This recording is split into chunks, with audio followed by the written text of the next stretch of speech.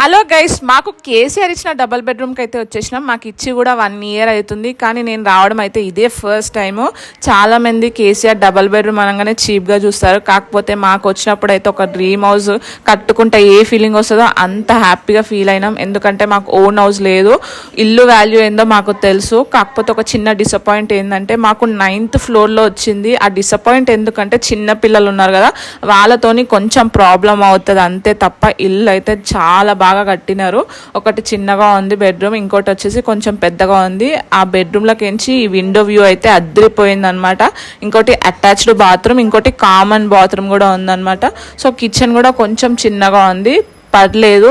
మాకు ఉన్న దాంట్లోనే మేము అడ్జస్ట్ చేసుకొని ఉండడానికి అయితే రెడీగా ఉన్నాం. ఇంకోటి ఏంటంటే మీకు ఫుల్గా డీటెయిల్ కావాలంటే ఇన్స్టాగ్రామ్ బయోలో యూట్యూబ్ లింక్ ఉంటుంది, అక్కడ క్లిక్ చేస్తే మా డబల్ బెడ్రూమ్ది మొత్తం వీడియో అయితే ఉంటుంది. వ్యూ చూసారు కదా, అదిరిపోయింది.